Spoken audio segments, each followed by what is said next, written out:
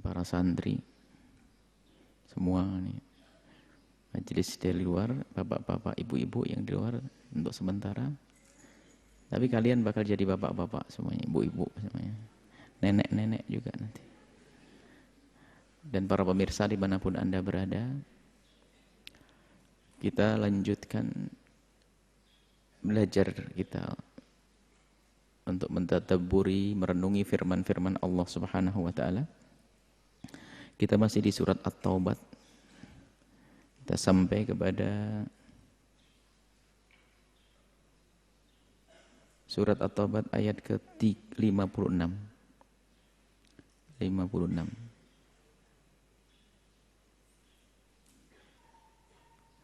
A'udzu billahi minasyaitonir rajim. Wa yahlifuna billahi innahum laminkum wa ma hum minkum walakinnahum qaumun yafraqun. Orang munafik ini masih diseputar orang munafik. Disebutkan tentang orang-orang munafik. Karena busuk kemunafikan. Kafir batin, gak ada iman, di neraka selama-lamanya. Jadi keraknya neraka Jahannam orang munafik, darkil asfal. Orang munafik ini satu sisi untuk kepentingan dunianya, pengen mendapatkan pengakuan. Kalau dia adalah sebagai orang Islam, kalau ada keuntungan dan kepentingan. Bahkan di dalam mencari pengakuan ini rela mereka bersumpah. Sumpah bukan karena dia yakin dengan sumpah kepada Allah, karena tidak dia yakin benar dengan Allah. Karena dia meyakini bahwa sumpah itu adalah kebiasaan orang beriman untuk mengukuhkan sesuatu hal. Jadi dengan bersumpah itu pengukuhan. Dan itu difahami oleh orang munafik, mereka bersumpah tidak meyakini. Makanya sholat pun tidak meyakini karena mereka mendapatkan kemuliaan di hadapan Allah dengan sholat. Mereka bersolat hanya untuk distempel di dunia sebagai umat Nabi, sebagai umat Islam, sehingga tidak dikeluarkan dari komunitas kaum muslimin. Maka wa yahlifuna billahi, mereka bersumpah atas nama Allah yang mereka tidak punya iman kepada Allah yang sesungguhnya. Bahkan urusan Allah dijual semuanya. Munafiqun. Munafik. Kalau orang kafir Quraisy itu menyembah berhala untuk mendapatkan alasannya, itu salah. Menyembah berhala untuk mendekatkan diri kepada Allah. Tapi orang munafik tidak. Menggunakan Allah kendaraan untuk sampai kepada kemauan dunia, urusan dunianya. Ya Allah ditunggangi, dekat kepada agama Allah untuk kepentingan dunia. Dekat dengan Nabi Muhammad kalau menguntungkan. Dekat dengan ulama kalau menguntungkan, urusan bisnis barangkali. Urusan proyek, urusan politik, biar dipilih misalnya, masuk semuanya. Karena mereka tahu betul bahasanya Tuhan Allah itu mahal, Islam itu mahal. Sehingga urusan-urusan dunia itu ya masuk wilayahnya. Ya, enggak pernah datang ke pondok gara-gara nyalon kenapa? Jadi bupati kita apa nih datang ke pondok, ini gitu keliling ke masjid-masjid, enggak pernah dulu. Karena apa? Islam itu mahal. Makanya hati-hati jadi penjual agama untuk kepentingan urusan dunianya. Termasuk bersumpah ini menjual agama agar dagangannya terjual. Dia bersumpah, demi Allah ini benar, demi Allah saya tidak berbohong, demi Allah. Ini orang munafik, dia tidak meyakini itu semuanya, tidak meyakini Tuhan Allah. Ini wa yahlifuna billahi, mereka bersumpah atas nama Allah, innahum laminkum, dalam sumpahnya demi Allah kami sama dengan kalian, kami orang beriman, kami orang Islam, wa ma huwa minkum, dan dia bukan golongan kalian. Ini Allah yang beritahu. Sebelumnya Nabi Muhammad tidak pernah tahu mana orang munafik kecuali dengan wahyu. Maka dari itu Nabi saja tidak tahu, maka kamu jangan sok tahu. Kita jangan sok tahu menilai si fulan munafik, bukan. Ingat sekali lagi. Dan ini berkali-kali kami ingatkan. Urusan bab munafik dan tanda munafik bukan untuk menunjuk orang, menilai orang kalau dia munafik. Akan tapi masalah kemunafikan adalah untuk menjaga iman kita. Agar kita tidak melakukan sebab-sebab kita menjadi munafik, agar kita aman dari kemunafikan. Bukan untuk menilai orang. Siapa yang tahu hati orang? Enggak ada yang tahu hati orang. Maka bahasa Nabi, bahasa cerdas, bahasa husnudon, alamatun nifaq. Tanda-tanda kemunafikan, bukan pasti dia itu munafik. Maka jangan sampai kita langsung menjustis, menghukumi seseorang kalau dia adalah munafik, enggak. Tapi ilmu munafik ini adalah untuk belajar agar kita terjauh dari kemunafikan. Koreksi dirimu, yang suka berbohong berhentilah dari berbohong, yang suka berkhianat berhentilah dari khianat. Kalau berjanji lalu sering ingkar janji-janji. Ada orang janjinya janji lepas tanpa kontrol. Dia gak berpikir bakal bisa memenuhi janjinya atau tidak. Dia hanya berobrol janji saja. Itu alamatun nifaq. Bisa jadi kalau terkumpul tanda-tanda benar-benar dia munafik. Gak ada iman di dalam hatinya. Bersumpah dia mengatakan kalau dia golonganmu. Tapi dia bukan golongan kalian. Walakinnahum qaumun yafraquna, akan tapi mereka kaum yang punya rasa takut kalau tidak baik urusan dunianya. Yafraqun, takut yang berlebihan. Jadi ya takut enggak dapat pengakuan, takut enggak dapat kemaslahatan, enggak dapat ya bantuan, enggak dapat pembagian zakat kalau memang dia masih fakir. Urusannya seperti orang-orang musyrikin. Mereka orang kafir sesungguhnya. Hanya dia saja sholat bersama Nabi. Wahum kusala. Ogah-ogahan sholat. Sholatnya sholat di siang hari karena terlihat. Kalau malam hari nggak kelihatan. Karena malam hari nggak ada yang lihat, gelap. Zaman dulu nggak ada lampu-lampu begini. Lo yajiduna malja'an. Kalau seandainya mereka itu mendapatkan malja. Malja itu tempat perlindungan. Kalau seandainya mereka itu bisa sukses, perlindungan bisnisnya, perlindungan pangkatnya, jabatannya, perlindungan, tanpa harus dengan orang Islam, tanpa harus dengan agama, pasti sudah akan ditinggalkan agama. Hanya karena dia menumpang di dalam Islam untuk kepentingannya. Mereka keterikatannya dengan umat Islam, karena ada keperluan. Kalau seandainya ada celah, dia bisa lari, dia akan pergi. Tidak mau dengan komunitas kaum muslimin, dia akan bebas di luar sana, yang penting kepentingannya. Cuman di sana pun dia nggak bisa. Bersama orang kafir dia juga nyungsep. Mending menurut dia bersama kaum muslimin, saya ngaku Islam, saya dapat santunan, saya bisa ditolong, dapat zakat, dapat ini. Nah, mereka berduduk dengan kaum muslimin bukan karena imannya, tapi karena kepentingan dunianya. Kalau seandainya ada peluang untuk keluar, dia akan keluar. Kalau seandainya ada peluang untuk menjadi baik, makanya tanda-tanda munafik. Di saat seseorang itu tidak merasa nyaman dalam lingkungan kemuliaan, lebih senang di lingkungan yang tidak mulia, jangan-jangan dia golongan munafik. Tapi jangan kita menilai orang itu munafik. Bisa jadi di saat dia duduk di lingkungan kemuliaan hanya untuk kepentingan dunianya. Di saat ada peluang mendapatkan dunia lebih besar tanpa harus bersama kelompok orang yang beriman, di saat dia menemukan peluang urusan dunianya tanpa berkumpul dengan orang yang beriman, maka dia akan sudah melompat, akan keluar dari lingkungan tersebut. Karena dia duduk di lingkungan orang beriman tidak merasa nyaman, tidak merasa nikmat. Dia hanya untuk kepentingan, untuk hidup sesaat, untuk bertahan hidup saja. Tapi diam-diam matanya jelalatan ke sana, ingin wah peluang sana, peluang sini, peluang sana, peluang sini. Alamat nifaq. Ya seperti ini.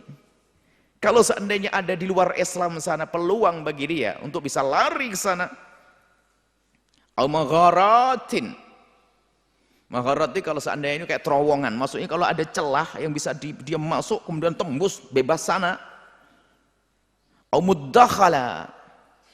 Atau tempat masuk agar masuk tempat, maksudnya ya kayak istilahnya itu kalau seandainya celah-celah yang dia bisa selamat lalu bisa berjaya di sana, wallau ilaihi wa hum yajmahun, niscaya dia akan berpaling dari Islam menuju kepada pintu-pintu tadi, lobang-lobang lagi, terowongan-terowongan tadi, yajmahun itu adalah apa? Meluncur yang cepatnya nggak bisa ditandingi. Makanya kami sampaikan kepada siapapun yang sudah berada di tempat yang mulia, pekerjaanmu halal, lingkunganmu halal, bersama orang-orang baik. Kalau tiba-tiba hatimu masih bergolak dengan sesuatu yang di luar tidak jelas, jangan-jangan masuk wilayah munafik. Makanya tandanya kalau seandainya ada peluang di sana, misalnya ada sebuah tempat di negara yang aman, negeri yang tentram, atau kampung yang tentram, atau lingkungan yang tentram dengan agama dan sebagainya. Orang munafik nggak akan bisa bertahan di situ kecuali karena kepentingannya saja, urusan dunianya. Kalau seandainya ada celah di luar sana, celah di luar sana yang menjanjikan dia, niscaya dia akan melompat ke sana, sudah nggak pakai basa-basi, sudah meluncur secepat-cepatnya. Karena apa? Sebetulnya orang-orang munafik itu gerah bersama kaum muslimin hanya karena kepentingan dunianya adalah ada bersama kaum muslimin, maka dia bersama kaum muslimin. Yajmahun itu jalan kenceng yang nggak bisa ditandingi, lari kenceng yang bisa ditandingi. Di antara mereka wa minhum, di antara orang munafik ini masya Allah, man yalmizuka, orang yang mencelamu wahai Muhammad, berprasangka kepadamu wahai Muhammad, menjelekkanmu wahai Muhammad fis shadaqati, dalam urusan bab sedekah zakat.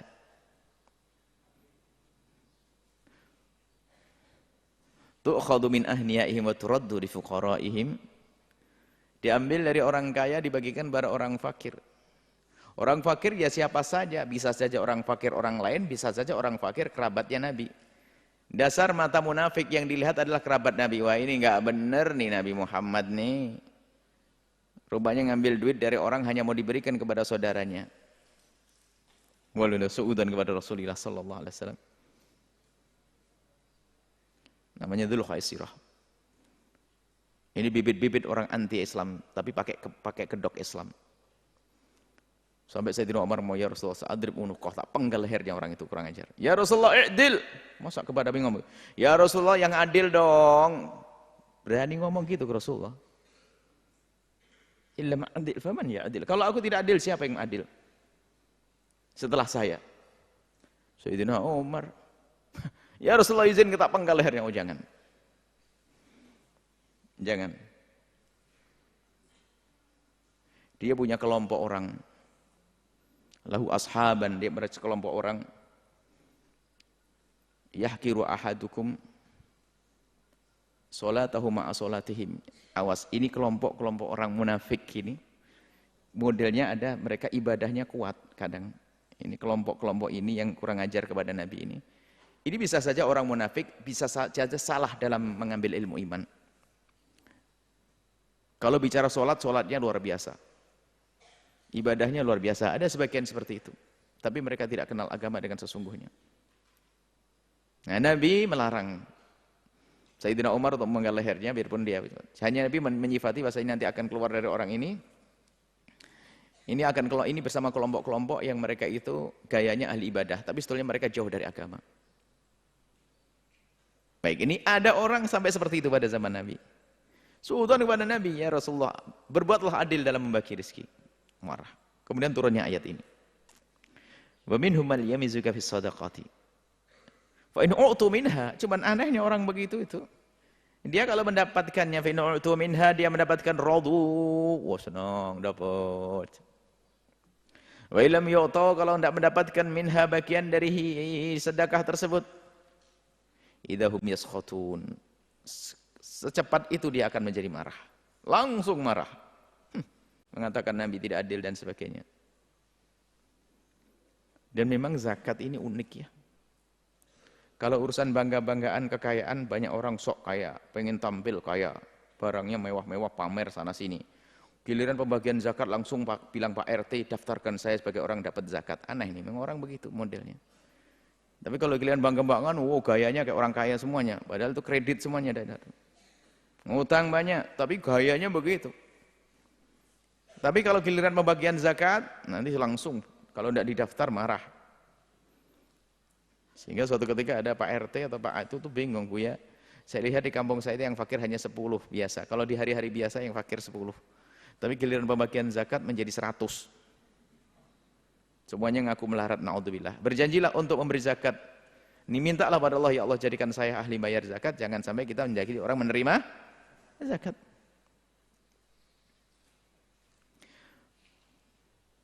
Walau annahum radu ma atahumullahu wa rasuluhu.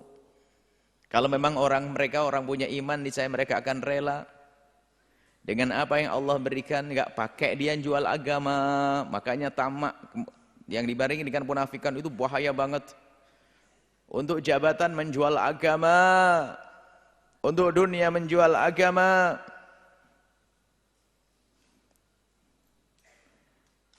Ridha dengan apa yang Allah berikan. Dan apa yang Allah bagikan enggak akan protes. Wong Nabi dengan wahyu wa mayantiqul anil hawa in huwa illa wahyun yuha. Tidak ada apa yang terjadi pada Nabi kecuali atas dasar wahyu, petunjuk dari Allah, langkah Nabi petunjuk dari Allah. Makanya bab husnudzon kepada Nabi ini bab besar. Makanya hati-hati dengan bacaan-bacaan buku-buku orang-orang yang benci kepada Islam, kaum-kaum orientalis yang tidak punya iman. Tapi mencatat, membuat sejarah tentang Rasulullah SAW. Bicara tentang Nabi, lihat, pasti ada. Di antara minuman-minuman segar yang disajikan, ada disusupkan racun-racun di dalamnya. Oh, bahasanya menarik. Tentang Rasulullah, tentang Nabi Muhammad, tapi disisipkan. Akhirnya orang dengan sisipan ini suudon. Prasangka kepada Nabi. Sehingga lihat, yang dituduh Nabi Muhammad bermacam-macam. Menjelekkan Nabi Muhammad dengan kisah poligaminya. Kisah pembagian waris yang dianggap tidak adil. Macam-macam. Sehingga Islam itu betul di mata mereka fi qafasil ittihami. Jadi orang-orang di luar Islam itu sibuknya itu menuduh Islam begini, begitu, begini, begitu. Padahal ngerti Islam tidak begitu. Cuman kalau ada celah itu langsung dikemas, ditonjolkan, tampilkan Islam begini. Islam seolah kejam. Makanya ayat-ayat seperti ayat-ayat itu hanya ayat perang saja. Tidak ada ayat damai, tidak disebutkan. Itu orang-orang kafir. Makanya hati-hati kalau kita sering membaca buku-buku yang berbicara tentang Islam bukan dari sumber Islam, hati-hati bisa masuk nanti. Kita sudah tiba-tiba mempercayai. Lalu muncul prasangka buruk kepada Nabi SAW. Iya, kenapa Nabi begitu?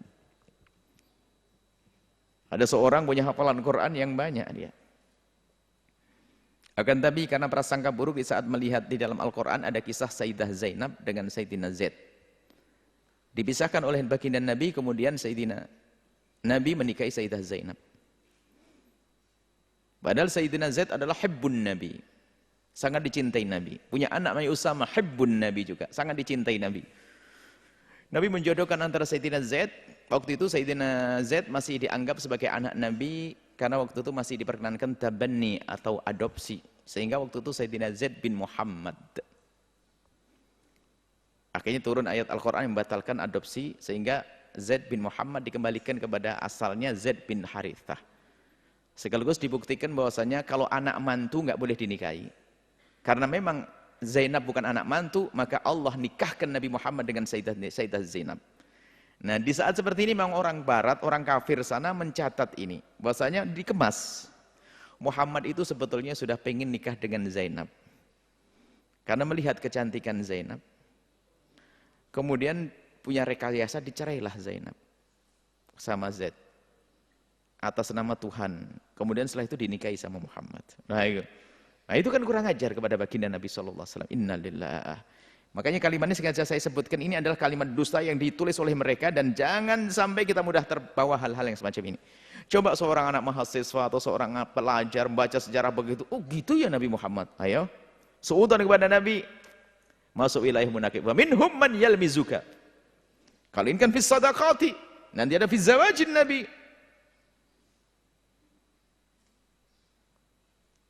Kalau seandainya mereka rela ridho dengan apa yang Allah berikan kepada mereka, apa yang Allah bagikan, apa yang Rasulullah bagikan sesuai petunjuk dari Allah. Wa qalu, kemudian dia mengatakan, hasbunallah, cukup bagi kami adalah Allah. Yang mencukupi adalah Allah, maka bagiku Allah sangat cukup. Sudah. Nggak pernah pusing orang beriman ini. Wa sayu'ni hasbunallah. Sayu'tinallahu min fadlihi. Allah akan memberikan tambahan lagi dari karunia Allah yang agung. Wa rasuluhu. Dan juga Allah akan memberikan, kalau sudah benar tulus hatinya orang tersebut menerima apa yang diberikan Nabi, Allah yang Maha Tahu akan menggerakkan hati Nabi. Allah akan memberikan tambahan yang baik. Inna ilallahi raghibun. Sesungguhnya kami hanya kepada Allah lah berharap, merindukan, mencari ridho. Nah ini masalah keridhaan. Lau annahum radu. Ini ada 4 martabat ya. Kalau kita perhatikan. Untuk menjadi orang selamat dari kemunafikan itu pertama ridho dengan apa yang Allah berikan. Ini langkah awal. Ridho dengan apa yang Allah berikan dan apa yang diaturkan oleh Nabi. Maka jangan banyak protes dengan hal-hal hukum dalam Islam yang kamu belum faham. Banyak ya. Kalau ada, nanti ada tuduhan-tuduhan. Kita pernah buat silsilah, tidak tahu ada di mana, itu masih ada enggak? Tuduhan terhadap Islam misalnya tentang pernikahan Nabi, tentang waris, tentang tolak, tentang macam-macam. Jadi dituduhkan atas kepada Nabi Muhammad SAW. Nah ini, kalau orang semacam ini enggak iman benar. Enggak ridho dengan apa? Kalau annahum radunya, pertama ridho. Orang beriman, ciri beriman di sini urusannya adalah ridho dengan apa yang Allah berlakukan kepadanya. Dan apa yang telah diatur oleh Rasulullah. Segala hukum. Sehingga kalau kita tidak faham, jangan protes. Karena kita belum faham. Bahkan sampai ulama derajat mengingatkan jangan sampai dengan apa yang pernah dilakukan Nabi, urusan kebiasaannya kamu merasa tidak senang. Di dalam bab istinja dengan batu hukumnya mubah, boleh dan tidak. Boleh kita melakukan dan tidak pun enggak apa-apa. Akan tapi menjadi wajib hukumnya orang beristinja dengan batu kalau kita merasa jijik dengan apa yang dilakukan Nabi. Agar kita tidak pernah merasa jijik yang dilakukan Nabi. Lagi-lagi orang kafir dan orang-orang munafik menggabungkan kisah-kisah itu lalu menjadikan satu gambar yang jelek. Saya buat contoh. Dia tidak mencoba menjelaskan rincian satu demi satu. Kalau Nabi makan dengan tangannya,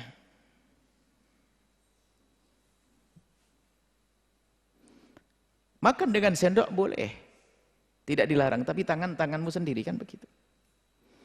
Yang merasa jijik pakai tangan, coba pakai sendok lebih bersih.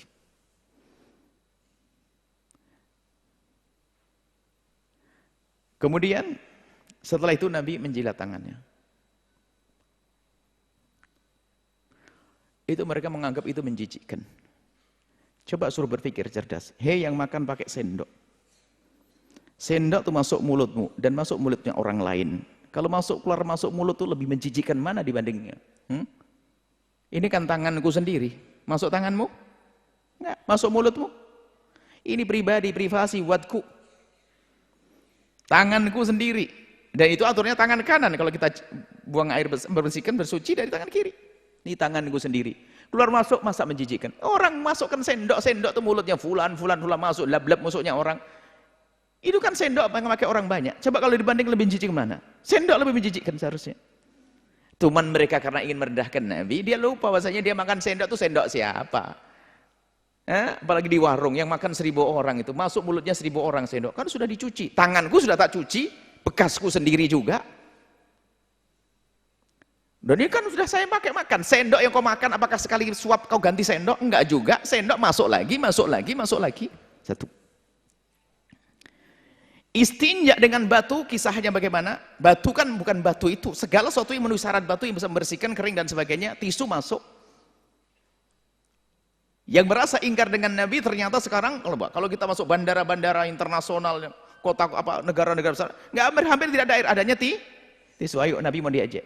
Cuman dasar ini adalah orang munafik, orang Islam yang mencoba, dan orang-orang luar Islam menggabungkan kisah. Lihat, Nabi Islam itu sangat menjijikkan. Ceboknya pakai batu, habis itu makan dijilati. Kurang ajar kan? Kisah itu digabungkan untuk menggambarkan bentuk jelek.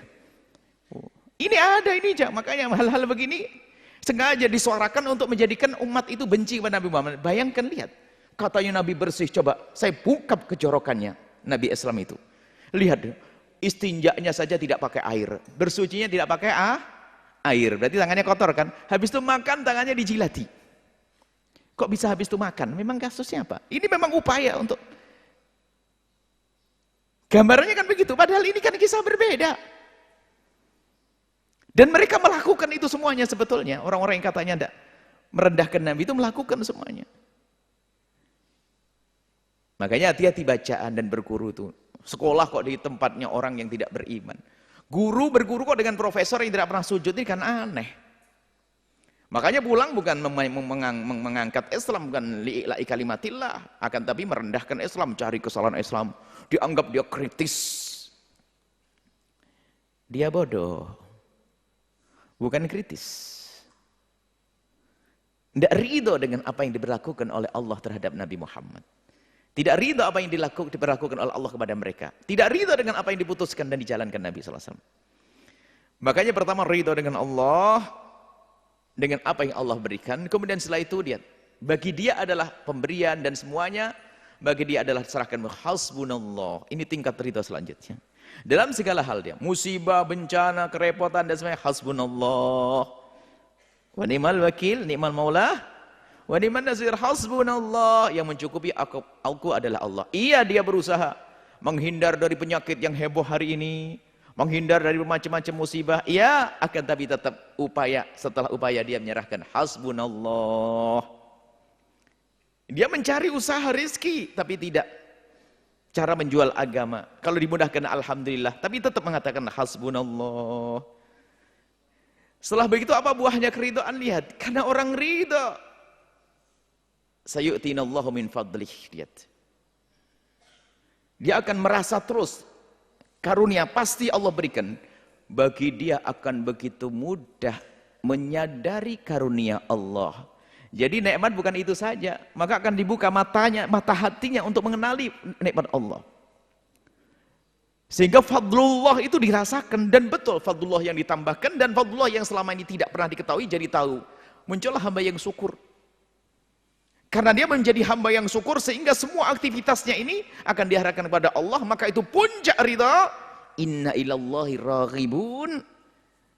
Semua aktivitasnya adalah dalam irama mencari menuju kepada Allah Subhanahu wa ta'ala.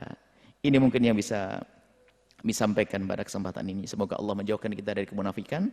Dan esok insya Allah lanjutnya adalah ayat sedekah atau ayat zakat. Innamas shadaqatu lil fuqara'i wal masakin. Karena ini adalah panjang, maka kita sampaikan pada pertemuan yang akan datang. Wallahu a'lam bissawab.